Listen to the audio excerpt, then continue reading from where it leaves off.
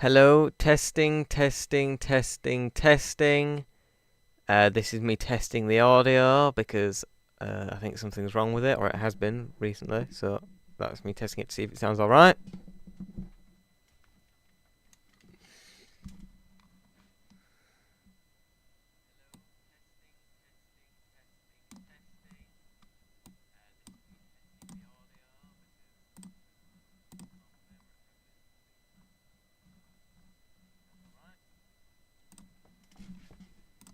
It's got a bit of a. Let's put one noise suppression on and see if that does anything. Testing, testing, testing again. Because, safety of the ears is important.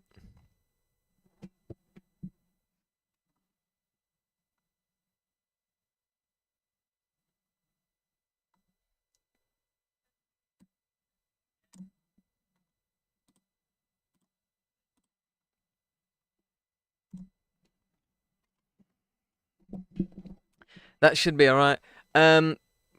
Basically, I've been having some audio trouble with OBS recently, but as soon as I attached this microphone, it seems to have resolved itself.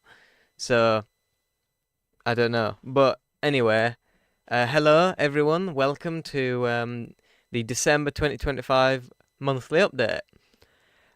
So, quite a bit has gone on this month. Obviously, Christmas was the main one. But, let's start with... What should we start with? Let's start with things I've done this month. That seems a good idea. So, 3 videos have been uploaded to this channel this month. The first of which is episode 31 of me painting, which, although I've only just uploaded it in December, it was recorded nearly a year ago. It was recorded in some month. I don't know when. It was recorded in May, the 27th to the 30th of May. I just couldn't be bothered editing it until recently, so that's why, why that wasn't uploaded. And then, the, video that we do every year, which is Christmas Gifts 2025. Well, we don't do 2025 every year, but you know what I mean. Which is the video of all the things that I got for Christmas, which, again, is kind of self-explanatory. And then the Vinyl Collection Update 2025, which was a lot longer than last year's, even though it was the same number of records, or approximately the same number of records. It was nearly twice as long, because I think I just went into more detail about them. But yeah, I'm very happy with it. The quality is much better than the first one, even though it was the same camera that I used for both videos, this video and last year's. The lighting was much better, and so I could actually film it properly, and it looks nice and, well, I don't know about nice and crisp, but it looks fairly alright. One problem that I did have with this video is that it kept going out of focus all the time. The camera, which was a bit annoying, but it's more about what I'm saying than what I'm showing, really. But it is still a bit annoying when I'm trying to show off little details on, like, the album cover and stuff, and the camera keeps going out of focus. And a lot of the time I didn't notice, so there's like rather long chunks of the video that are out of focus because I didn't notice. And it's just the camera doing so. I mean, I think the camera might be starting to probably needing to be retired soon, because it's just starting to go out of focus on its own, which is annoying. But anyway, yeah, that's that. Things I've watched this month, nothing. At least nothing that I haven't already seen before, so, nothing listed there. Although I'm thinking possibly next month, I don't know if I should say this because I might not live up to it, but I'm thinking of maybe, because The Amazing World of Gumball is a show that I used to watch all the time when I was a kid, but I've never, like, watched the whole thing through in order. And of course, they've brought it back recently. There's been 2 new seasons, and I think they're working on more, and there's a film that's supposed to be coming out. So, I think now would be a good time to go back and watch all of Gumball in order. So I might do that. I don't know whether I'll start next month or what, but it's something to think about. Also, let's do books now. Books I've read, because I just this month, well, not this month, it's January now. Happy New Year, by the way. I didn't actually mention that. I should have mentioned that earlier. Happy New Year to everyone. Let us go on thestorygraph.com and look at the month of, well, actually I'll start with November, because that's basically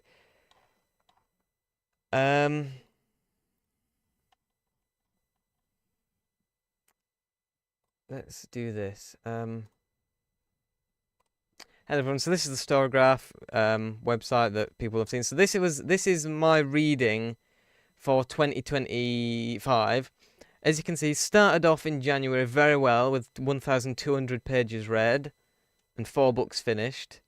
And then it dipped a bit in February, March, April. Went back up in May, June, and July, because that was like the summer months. So it you know, I spent a lot of time outside in the garden. That's where I do a lot of my reading. So obviously they went up there, and then back down in August when I started going outside less because it was less warm outside, and so did less reading. Throughout September and October, I didn't do any reading whatsoever, which I'm really not very happy about, because I was hoping to keep up reading but it didn't really work. But then in November, which is what we're gonna have a look at here, you see, I didn't finish anything, but I was reading Icehenge, which I've talked about before. It's one of my favourite books.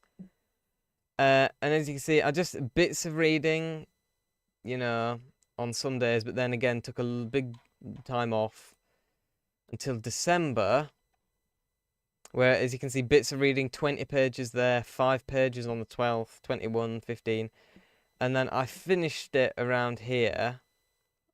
Oh yeah, finished it on the 27th. On the 28th, I read 1 book, which was only 60 pages long. I read the whole book in 1 day. And then on the 29th and 31st and 30, and now, today, I've been doing some more. But as you can see here, I haven't not read anything for a single day, because I want to try and read at least a little bit every day this year. That's sort of my New Year's resolution, is to try and read just a little bit every day. I mean, even here on the 30th, I only read 1 page. Now, I would have read more than 1 page, but as I was reading that 1 page, some of the pages fell out of the book, and so I had to glue them back in, and obviously I couldn't do any more reading while the glue was drying. So that's why I only read 1 page on the 30th. That's not my regular. But yeah, so that's basically that. So let's talk about the books that I actually read. So I finished 2 books in December. Icehenge, which again, I've kind of talked about before. I gave it 4 stars. Now, even though it took me over a month to read it this time, it's my 3rd time reading it. And the reason it took me that long is not because I didn't enjoy it. It's just because I wasn't really in the right mood for it. But I still gave it a 4 out of 5 because I know how much I enjoyed it the first 2 times I read it. It's just this time it just took me a little bit longer. But I still gave it 4 stars because I'm more rating it from my previous experiences than this one. But yeah, it's one of my favourite books ever. And that's all I have to say. And then, people who watch the Christmas video will know I got all the Moomin books for Christmas by Tove Jansson. I think that's how it's pronounced. Correct me if I'm not wrong.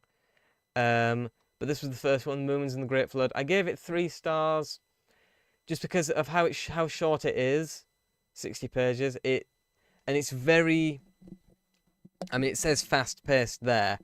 It makes my writing look slow-paced with how fast-paced it is. It's literally one scene to another. Like, you'll have 3 scenes on a page, It's really one thing to another.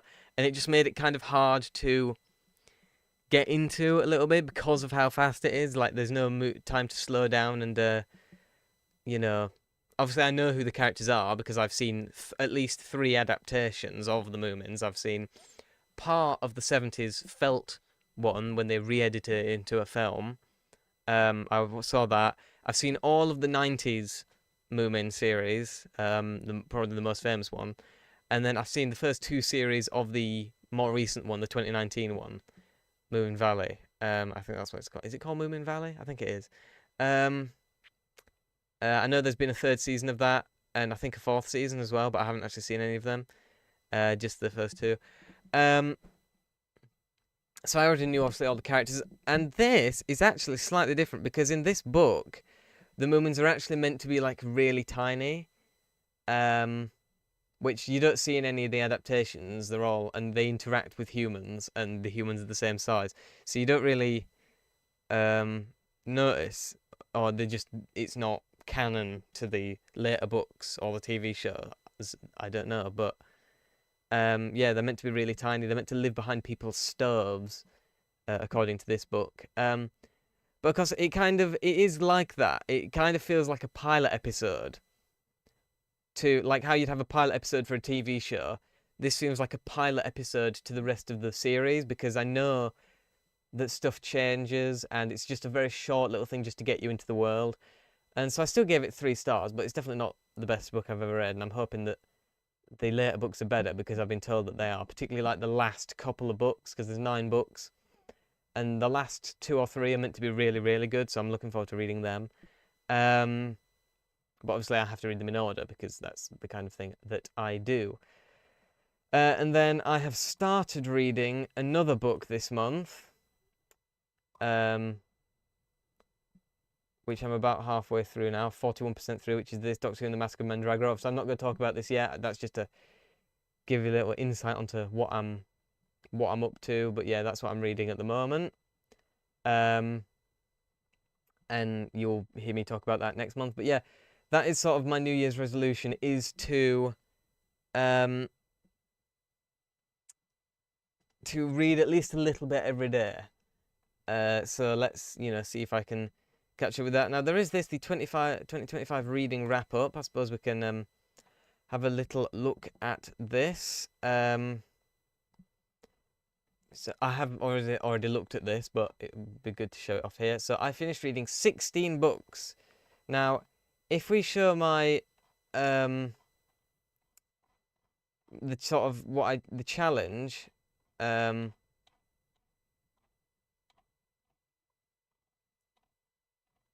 if it shows it,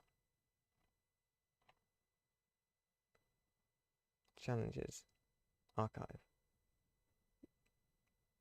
Yeah, this. So as you can see, my 2025 reading goal, my 2024 one, I only set up at like the beginning of December, and so I only set it to 3 books, which I did indeed, in fact, succeed in doing. But with 2025, I set up my reading goal to be 52 books, and that's 15,600 pages, which is 300 pages a book, sort of on average. And as you can see, obviously, I didn't get anywhere near.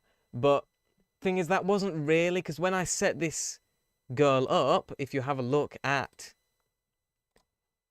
how 2025 started out, I read 4 books and 1,200 pages in January. And it was about the same much in December as well of 2024. So if I had kept up that reading rate for the whole year, I could have met my goal. But as you can see, I didn't. I didn't keep up with that level of reading at all. So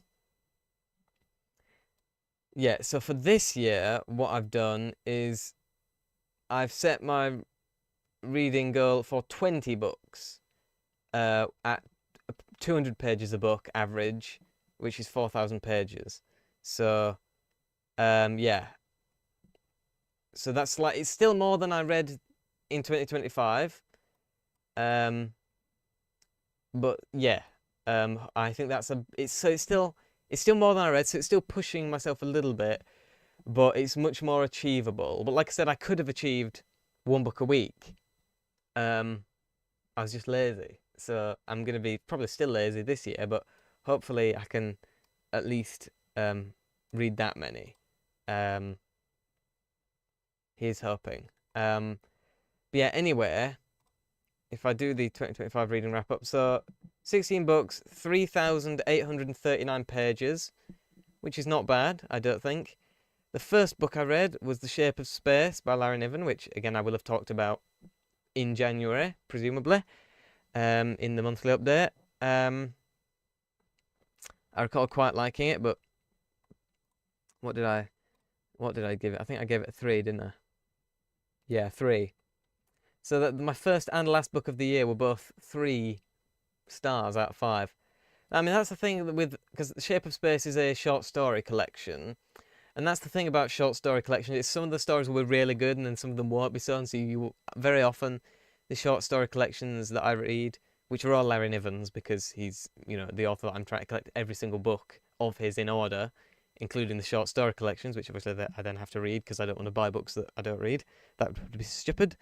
But yeah, it just, you know, it's they're usually about 3 stars or 3.5 because, you know. A mood map. Lighter books push the line up and darker books pull the line down. I've remained pretty consistent. The darkest, there were like dips in April and November of darkness in the reading.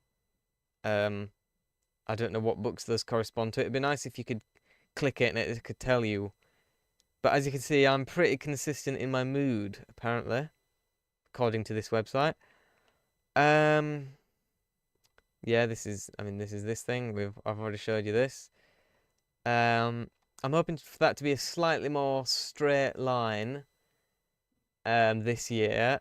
It will still probably go up during the summer like it did here, because I will just be doing more reading in the summer, because I'll be outside and have a lot more time, and I just prefer reading outside in this, but obviously I can't do it in winter, so there will still be a rise through the summer months, but hopefully not as many dips, and hopefully no more of this 0 pages read for 2 months bit of nonsense that happened there. The genres I spent the most time with in 2025, science fiction, obviously, because it's pretty much the only thing I read, with very few exceptions. Romance. What did I read that was romance?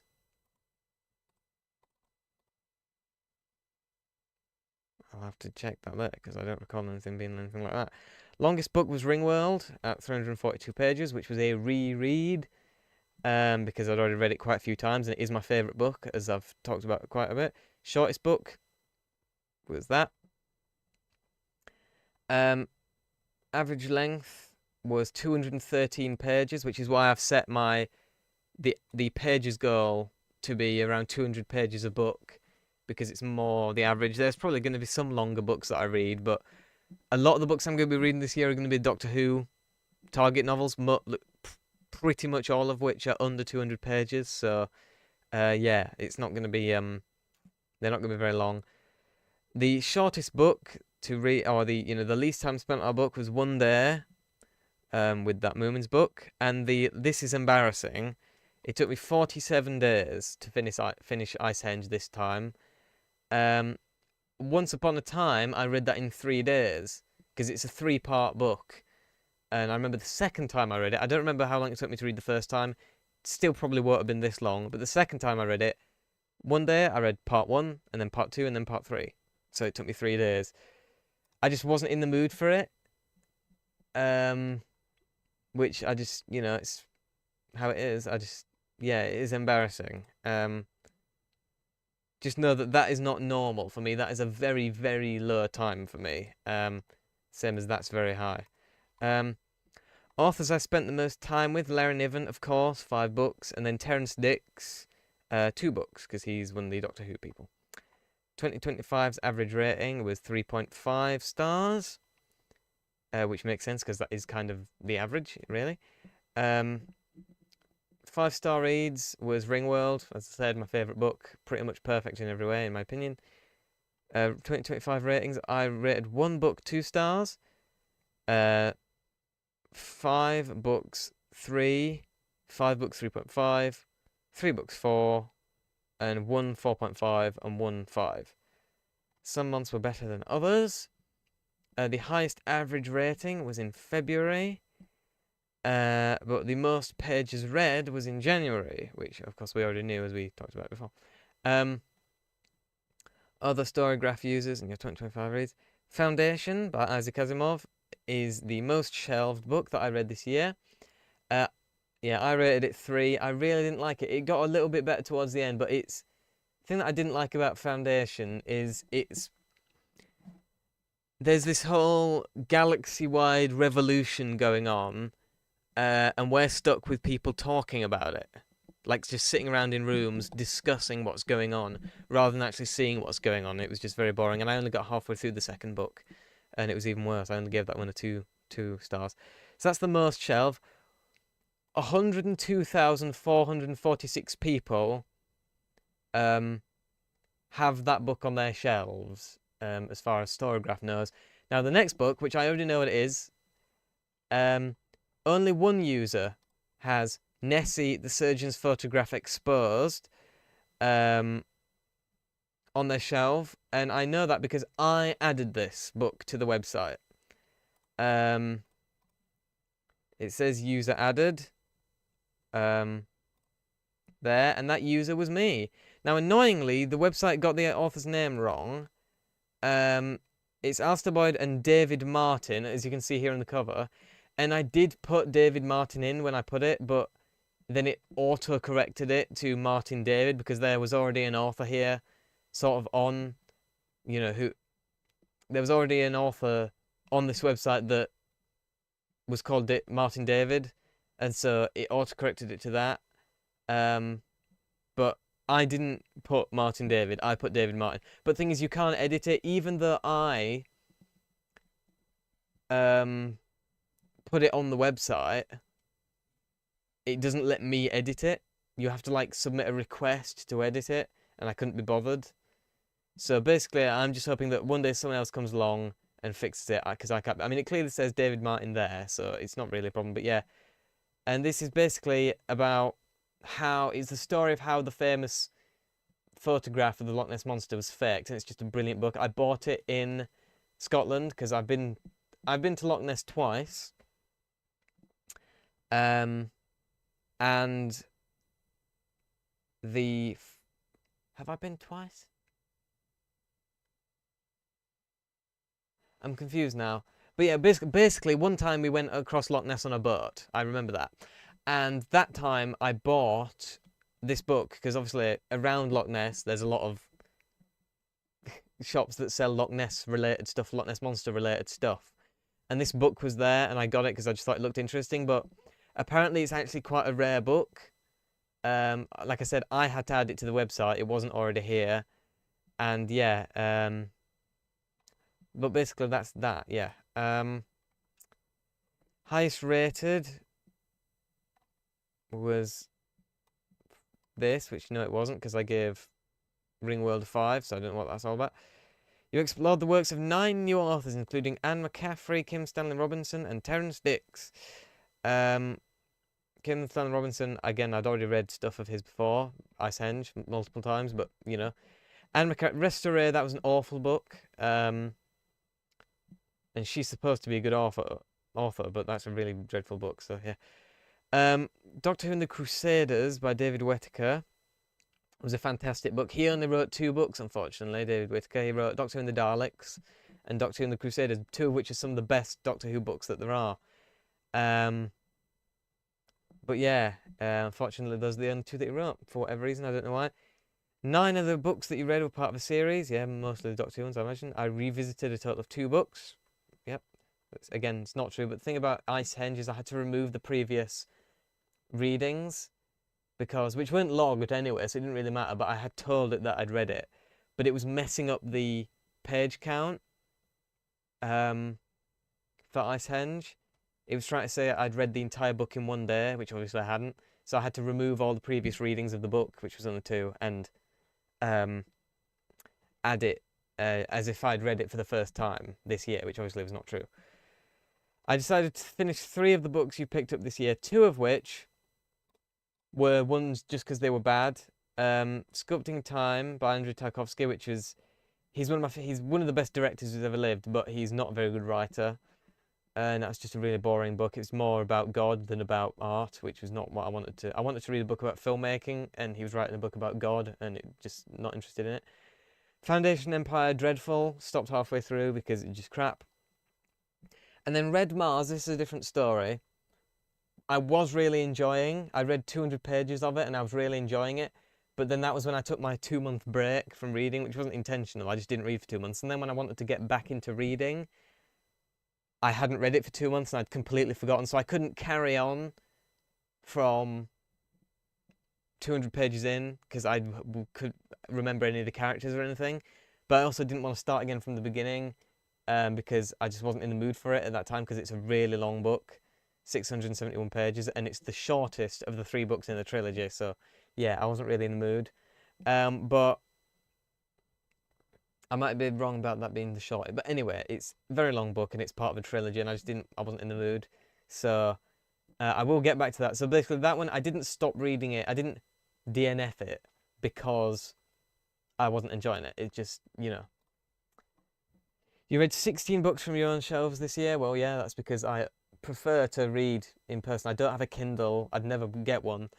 I do read some stuff online, but, you know, as far as books are concerned, obviously I want to have them. So all 16 of the books I've read this year have been from my shelves. And then very nicely here, you can see every single book that I have read this month.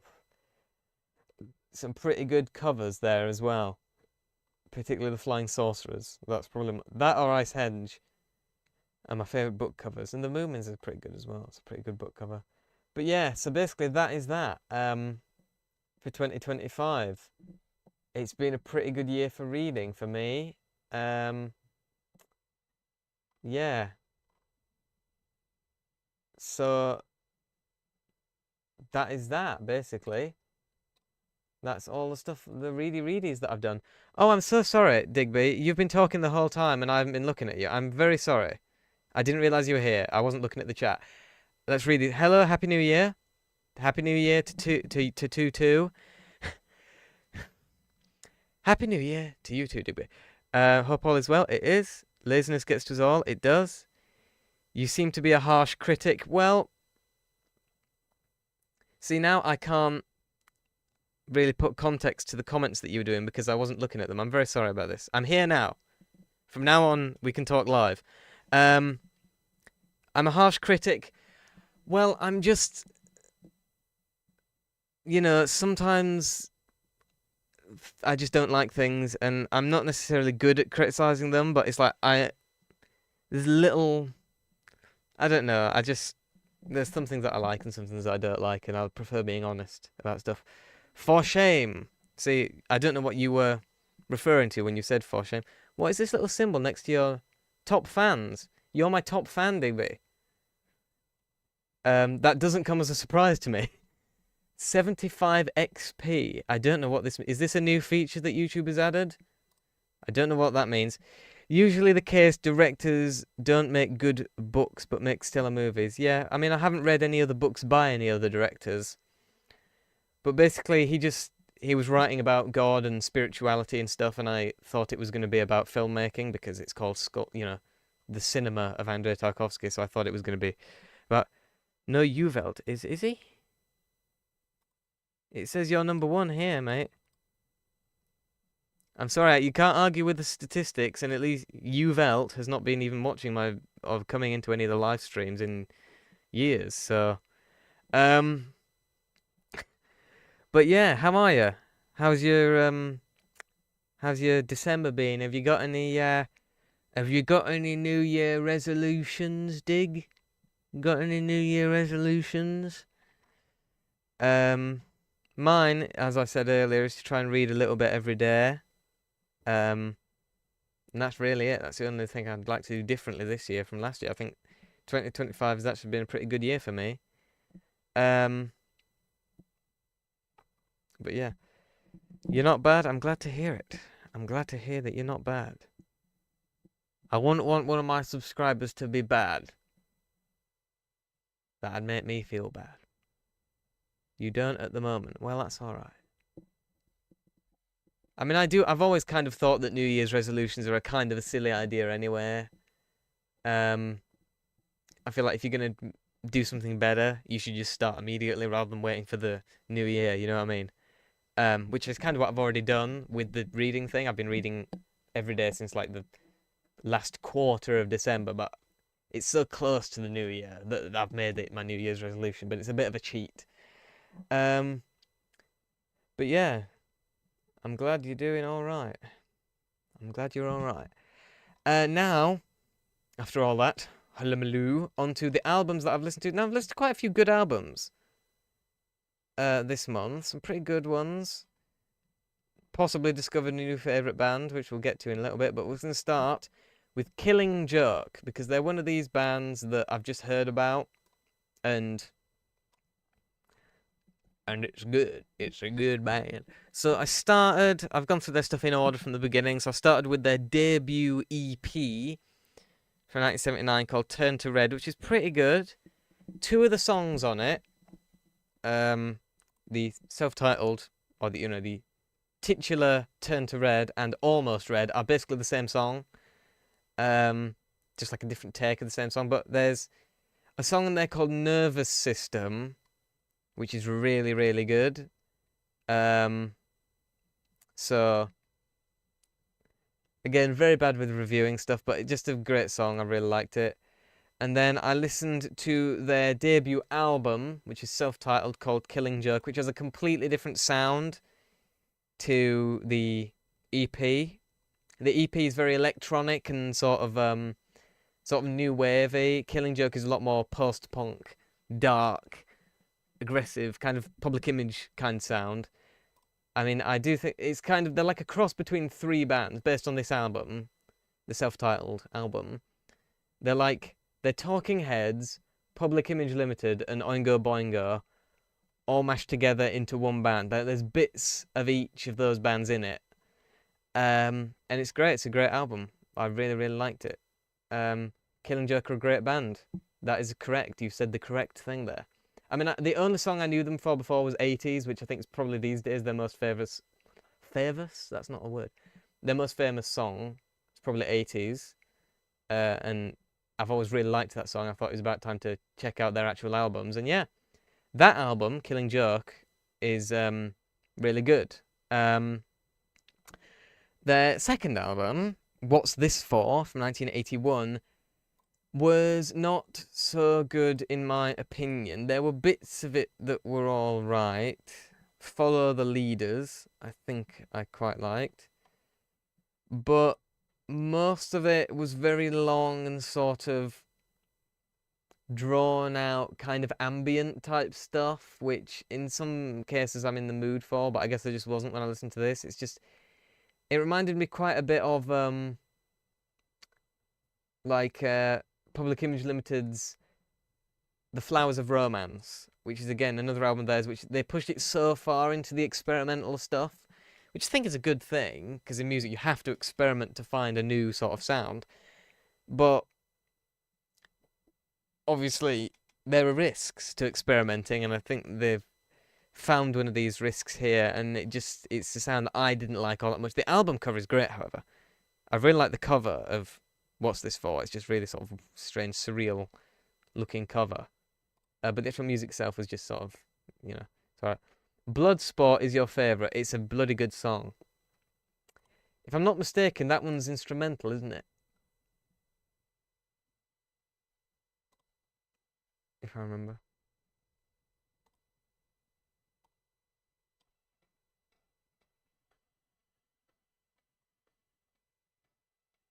That's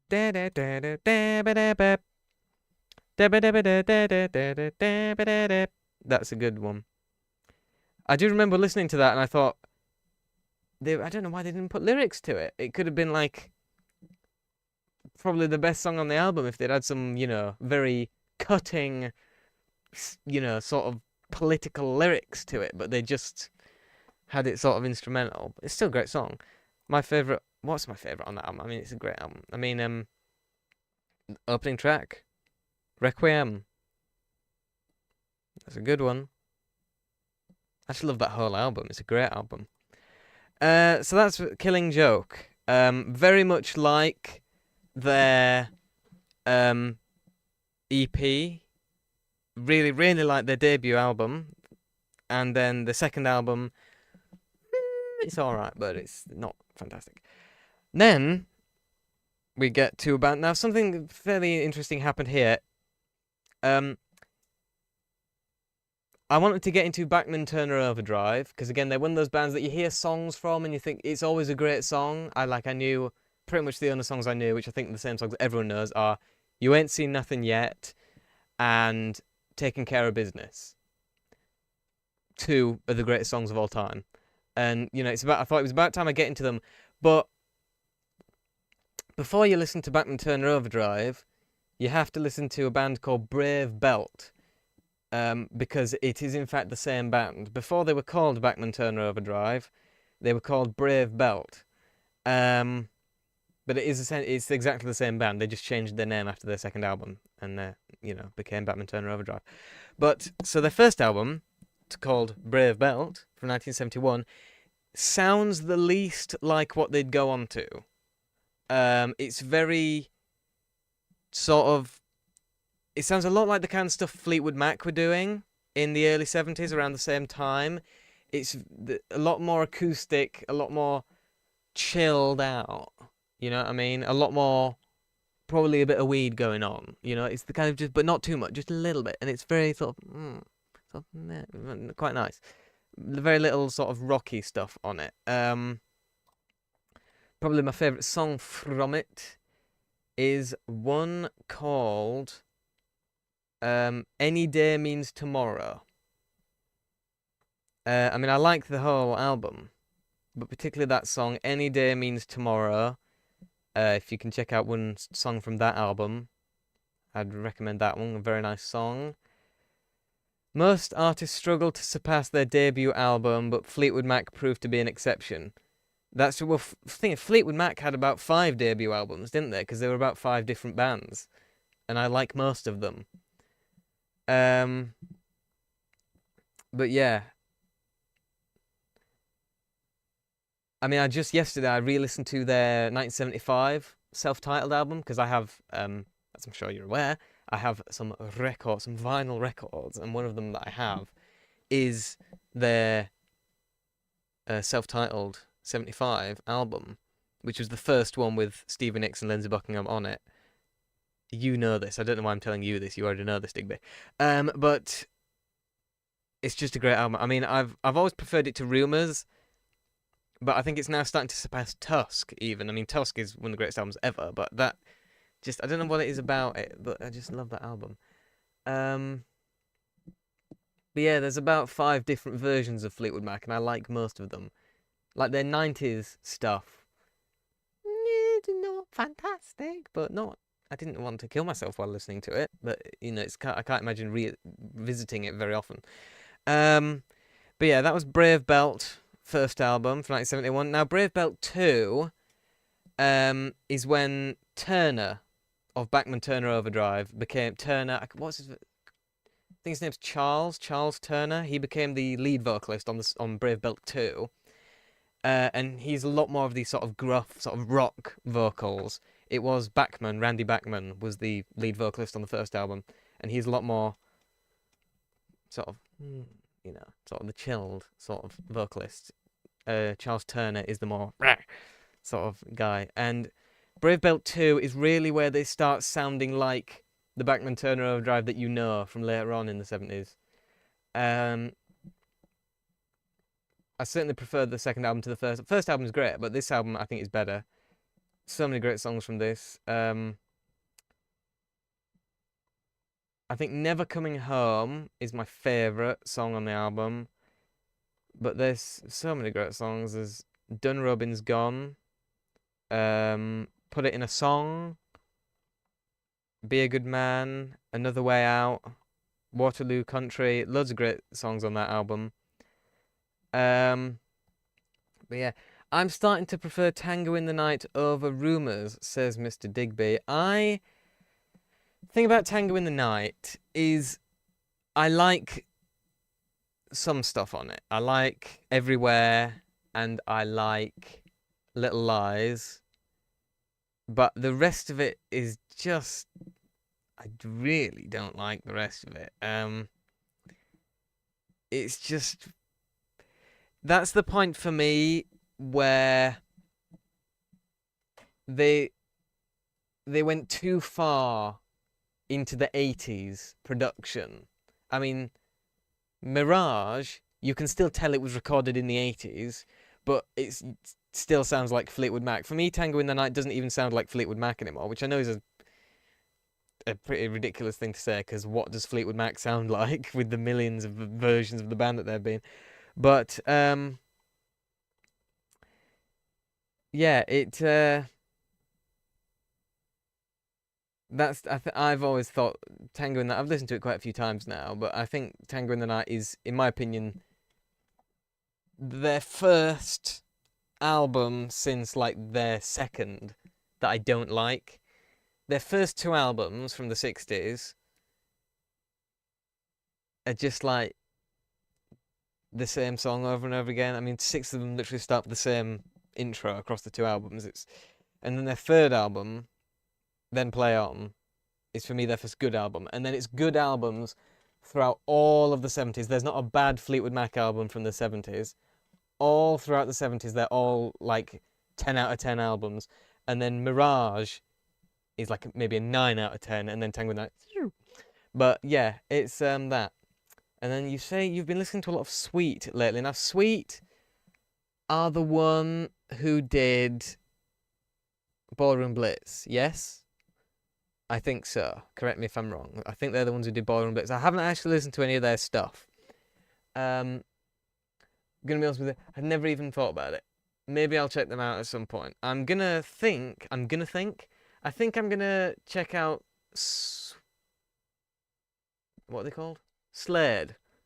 Because over Christmas, of course, you hear a lot of that song, Merry Christmas Everybody, which is one of my favourite Christmas songs. I mean, there's a few, I only like a few Christmas songs, but that is one of them. It's just, again, it doesn't even, like, the best Christmas songs are the ones that don't sound like Christmas songs.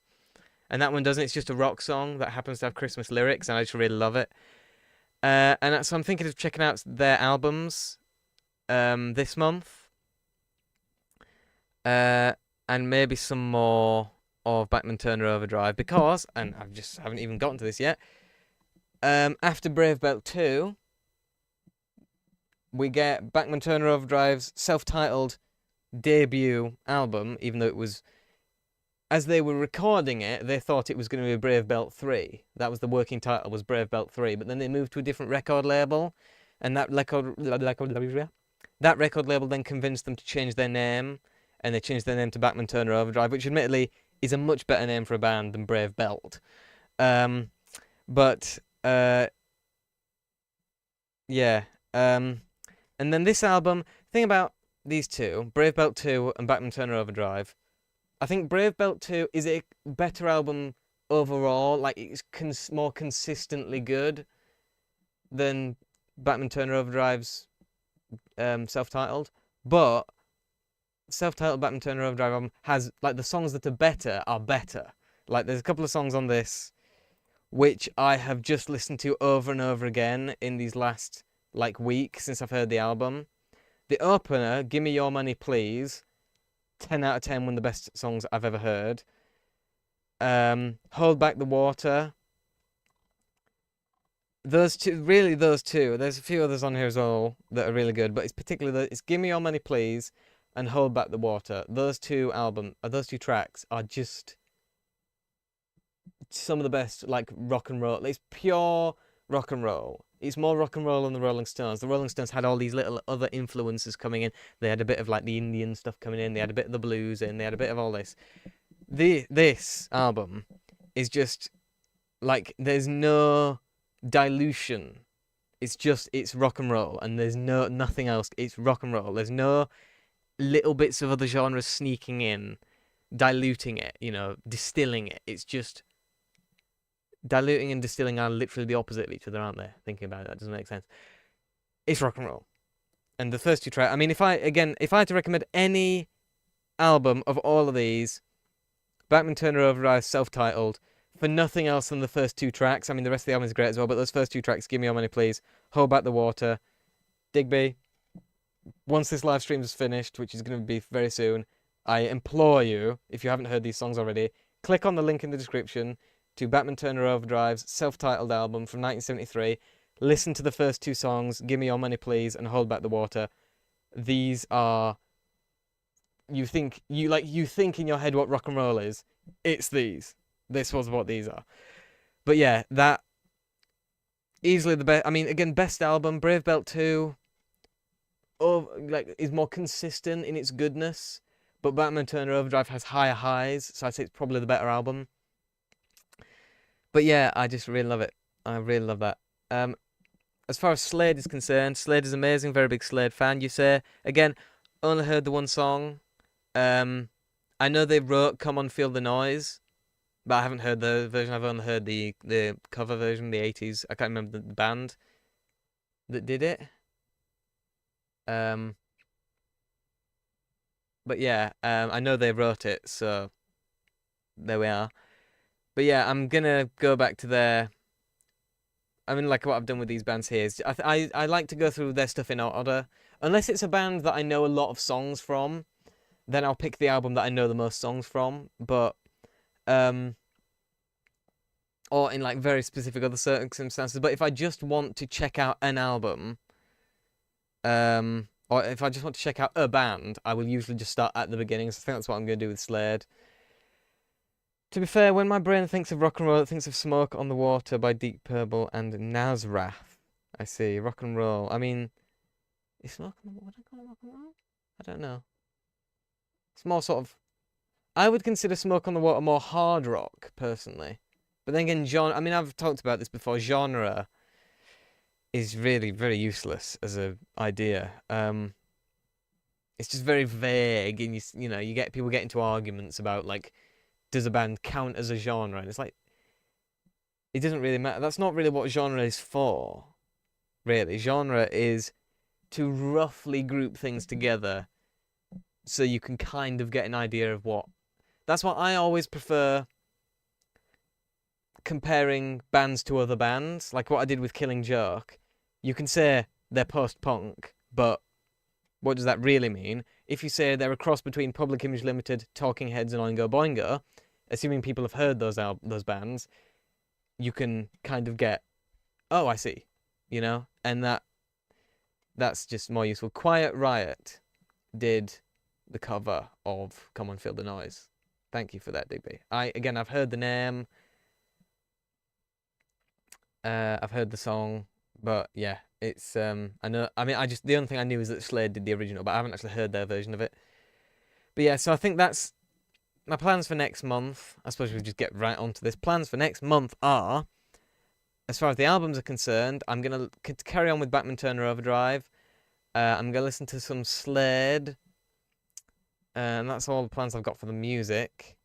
I'm thinking of. I don't know if you were here when I mentioned this earlier, but I'm thinking of maybe watching Gumball, Amazing World of Gumball, from the beginning, because it's one of those shows that I've caught the odd episode of, and when I was a kid, I would watch it whenever it was on. But I've never watched it like from the beginning in order, and I know that they've come back in like the last couple of years, and they're doing more. Which again I've heard mixed feelings about. I've heard some people say it's not as good as it was before. I've had some people say it's just as good. I've had some people say it's better. I always prefer to make up my own mind about that kind of thing. From the few clips I've seen, it doesn't seem to have changed at all from the original run. So I think I'm going to check that out. But obviously I need to go back and watch the original series first, because there's a lot of that I haven't seen. He did go for 6 seasons, and I know for a fact I haven't seen all of it. So there's that. As far as videos that I'm going to do, I was going to do this month, but then I've kind of changed my mind about the video. Oh, sorry, I was going to do it in December, but I just didn't have time.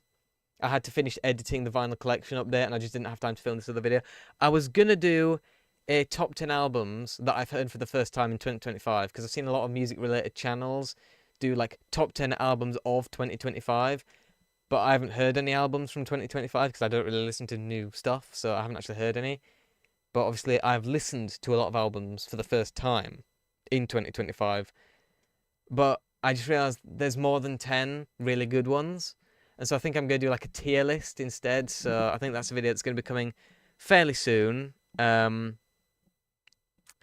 is like ranking every single album I've heard this year for the first time, and do like a tier list thingy. I've already got all the pictures ready, or like because I know you have to make your own sort of list with all the albums on it. So I've already got like all the album covers in a little list. I can show you this actually. Display. Here they are. All of the all of the this is every single album that I've heard this year. There's some really, really good stuff there. There's some really, really crap stuff there. And I'm gonna express my opinions on all of them in a nice good old-fashioned tier list, or a good new-fashioned, I suppose. Actually, they're a pretty new thing, really, aren't they? Slade's got that gritty, unapologetic British rasp that hits different, especially Noddy Holder's voice. I mean, his voice is the best thing about that song that I know. That and the guitar, sort of the...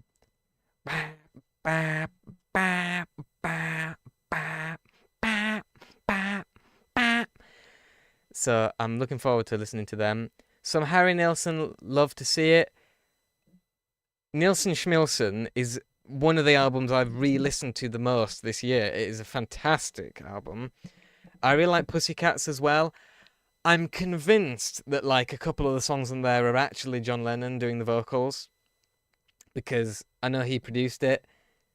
But there's a cover of Bob Dylan's Subterranean Homesick Blues on that album. I'm convinced it's John Lennon doing the vocals. It doesn't sound anything like Harry Nilsson. If it is Harry Nilsson, he's doing a perfect John Lennon, like a flawless John Lennon impression. So I'm 75% on it. But yeah, Harry Nilsson, some of the best stuff ever. But yeah. So there we are. 52 minutes. This is a long one. I love the song One. That's on... I have heard it. It's on the other one. It's on Aerial Ballet, isn't it? I'm going to be honest with you, Digby, I can't remember that song. But Aerial Ballet was an album I didn't like as much as the other two that I listened to of his. It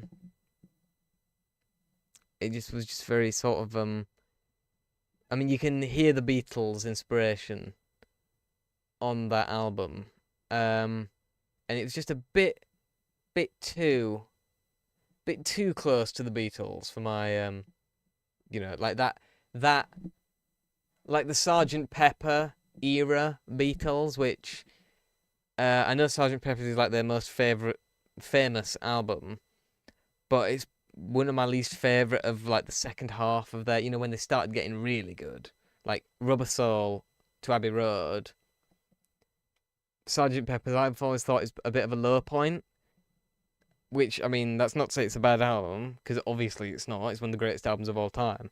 But I've just always enjoyed it less than all the albums around it. I don't know why that is there, because there's some great songs in it. Getting Better is one of my favourite Beatles songs. But it's just seemed a bit, it's just my taste. And I just, what can I say? But yeah,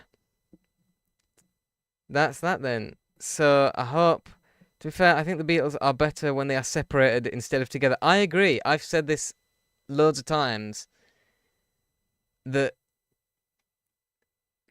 people have a go at Yoko for breaking up the Beatles, which she didn't, as literally all of the Beatles have said in interviews for 50 years since, that they would have broken up before, they were starting to break up before Yoko was even anywhere near them, so it had nothing to do with her. But if Yoko did break up the Beatles, then I think she needs to be thanked for that, because, I mean, how many Beatles albums did we get in 1969? One, unless you include this Yellow Submarine soundtrack, which I don't, but even if you do, it's only two. How many did we get in 1970? Well, Let It Be, McCartney, Plastic Ono Band, All Things Must Pass, and then the two Ringo ones. We got 6 albums in 1970. That's 6 times as much Beatle after the breakup than before the breakup. We're getting more Beatles music. I never understood. I mean, yeah, there's the magic of them all being together. Not really. I mean, they made some very good music together, but they made just as good music, in my opinion, apart.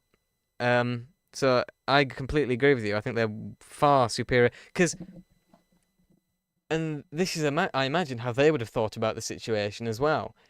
They were kind of holding each other back musically. I mean, the White Album was the start of them starting to go in different directions, but they're still all their songs, you know? So it's all, even though each individual song will be like completely John, or completely Paul, or completely George, or completely Ringo, with all their songs all together on one album, they're still sort of subconsciously influencing each other. But when you get them separated, recording their own albums, it's pure Paul, pure John, pure George, pure Ringo, and it's just better that way. So I completely agree that they're better separated.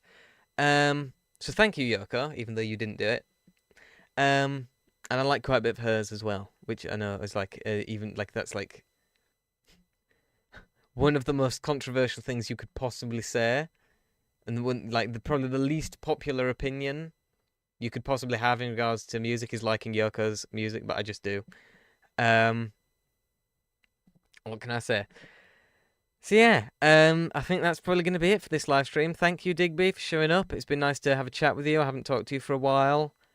Hopefully we can do some more live streams together at some point. I know you're busy having a job and stuff. I don't know what that is. I've never had one of those. But, and obviously Steam is rarely available because my brother obviously shares the Steam account, and so it's very awkward to arrange that. But of course, Minecraft. I mean, we've been planning on playing Minecraft together for a while, haven't we? We need to work that out at some point. But yeah, farewell for now. I hope you've had a good 2025. I hope you have an even better 2026. And I'll see you later. Goodbye.